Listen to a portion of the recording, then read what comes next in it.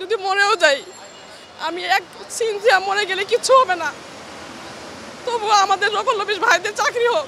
যতক্ষণ না আমাদের দাবি পূরণ না হয় ততক্ষণ আমরা বাসাতে ফিরবো না। কাজ করলে টাকা পাই কিছু, আর কাজ না করলে তো কোনো টাকা নাই। এত গুরুত্বপূর্ণ কাজ করা সত্ত্বেও আমরা এটা একটা দ্বিতীয় রাজস্ব আয়ের প্রতিষ্ঠান, কিন্তু আমরা কোনো সুযোগ সুবিধা পাই না, আমরা বৈষম্যের শিকার। আমাদের ভাই বোন যেহেতু অসুস্থ হয়ে পড়েছে, কিন্তু সরকার এখন পর্যন্ত আমাদের এই কষ্টের জীবনটা একবারও তিনি যাচাই করতে এখানে আসি নাই। তো তিনি আমাদের এই দাবি, আমাদের একটাই দাবি জাতীয়করণ করা। উনি যদি আমাদের জাতীয়করণ না করা অবধি আমরা এখানে এই অনশনে থাকব।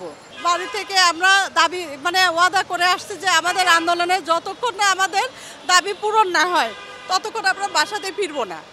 আমরা অসুস্থ হয়ে যাব, আমরা প্রয়োজনে ওখানে মৃত্যুবরণ করব।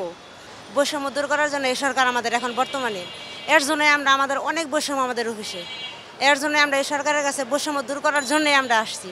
তারপরে সরকার তো এই বৈষম্য দেখতেই যাচ্ছে না। এখন আমাদের সরকার কেন এই বৈষম্য দূর করতে চাচ্ছে না আমরা কি বুঝতেই পারতেছি না, যে কেন এখন সরকার আমাদের দিকে তাকাচ্ছে না। এখন আসছি যেহেতু একটা দাবি নিয়ে অনেক কষ্ট করে, কিন্তু দাবি ছেড়ে তো উঠে যেতে পারছি না। এখন নিজের কাছে নিজেকে অনেক ছোট মনে হচ্ছে, ঘৃণা নিজেকে নিজের কাছে ঘৃণা করতেছে যে কীভাবে চলে যাবো, কীভাবে মুখ দেখাবো জাতির কাছে। যে এসে আমরা এত অবহেলিত জাতি কেন হবো নকল নবিশের? আমরা সরকারের কাজ করি না?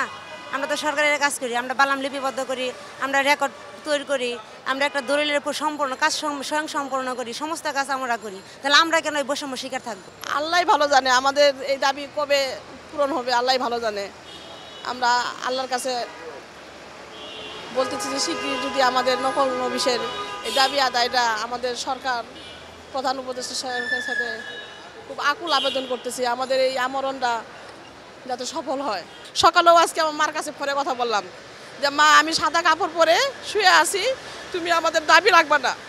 বলে দিছি তুমি আমাদের দাবি রাখবা না, যদি মরেও যাই, আমি এক সিনজিয়া মরে গেলে কিচ্ছু হবে না, তবুও আমাদের রকলবিশ ভাইদের চাকরি হোক। বলে দিয়েছি আমার মাকে। মা বলছে যে ইনশাআল্লাহ তোদের চাকরি হবে। আমরা 44 দিন ধরে আন্দোলনে আছি, তার মধ্যে 35 দিন আমরা অবস্থান ধর্ম করতেছিলাম, এবং আজকে 9 দিন ধরে আমরা আমরণ অনশনে আছি। আমরা যদি এই রাজপথে মারা যাই, এটার জন্য দায়ী হবেন আমাদের আইজিআর মহোদয়, আইন উপদেষ্টা মহোদয় এবং প্রধান উপদেষ্টা জনাব ডক্টর ইউনূস সাহেব মহোদয়। আমাদের এই মৃত্যুর জন্য দায়ী হবেন।